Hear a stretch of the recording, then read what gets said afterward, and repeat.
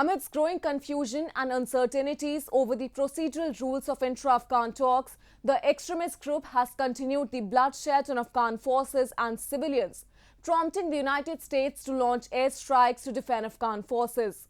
Meanwhile, the US Special Envoy to Afghanistan Zalmay Khalilzad informed about striking an agreement with the insurgent Taliban to reset their commitments and reduce the number of casualties in the country.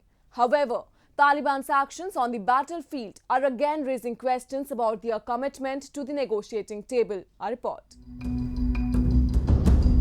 The war-ravaged Afghanistan continues to remain tense following the constant clashes between the Taliban, the Afghan government and the NATO forces. Fierce battle broke out in recent days after the Taliban attacked several security checkpoints in the southern Helmand province with an aim to capture the provincial capital of Lashkar-Dah, the second largest city in the southern region of Afghanistan.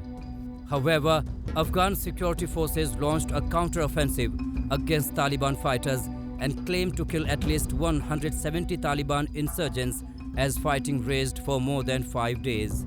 The US forces also conducted several targeted airstrikes to support the Afghan security forces amid heavy violence by the insurgent group. Earlier this week, the head of NATO forces in Afghanistan, US General Scott Miller, condemned the Taliban for undermining the peace talks and violating the agreement they signed with the US in February this year. This peace process has possibly been one of the most farcical developments that we have ever seen.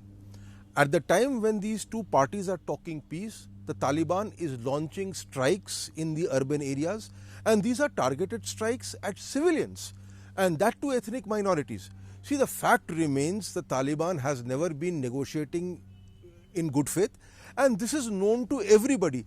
Unfortunately, the United States has basically seen this as the way out for their forces to get out of Afghanistan. The latest fighting is the first big Taliban offensive since the Intra Afghan peace talks between the Afghan government and the Taliban opened in September. This major assault by the Taliban is testing the resolve of the Afghan government and is casting doubts over the peace talks.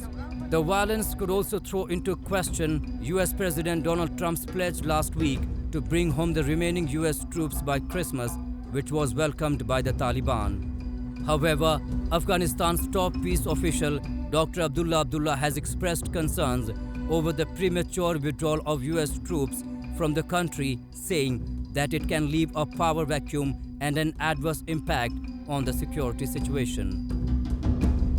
Before establishment of peace or progress in the negotiations, if a premature withdrawal takes place, there is no doubt that it will leave some vacuum behind, and that will have some impact on the security situation.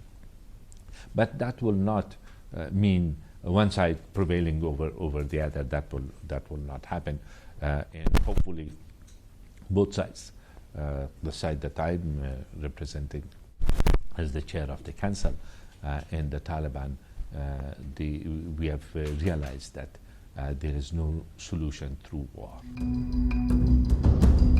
The ongoing peace talks have certainly created a sense of optimism about ending this war, but the continuous surge of bloodshed by the Taliban is suggestive of its unchanged stance and strategy. The current conflict has forced tens of thousands of people in southern Afghanistan to flee their homes as violence continues to soar. Afghan Ministry of Interior told that the Taliban initiated 575 attacks, including 92 mine blasts and suicide attacks against civilians and security forces in the past 2 weeks, and 251 civilians were killed and wounded. The Taliban actually does not care. It senses victory, it senses that it is on the verge of taking over Afghanistan, and no matter what it does, this pretends peace talks will go on. So before accord is signed, or even if an accord is not signed, they want to create those tensions that obtained in Kabul from the period 92 to 94, 95, 96, when there was a mood of complete uncertainty.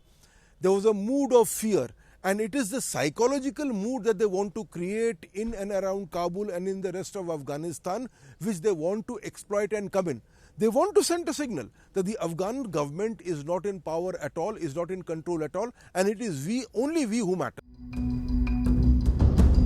In the meantime, the contact groups from both sides of the Afghan negotiations are still debating over the procedural rules for the negotiations, delaying any progress in the direct talks. Several suggestions have been put on the table to overcome the rift between the two teams. The Intra Afghan talks became possible after the United States signed a deal with the Taliban in February, committing to the phased withdrawal of its remaining troops in Afghanistan in exchange for Taliban security guarantees.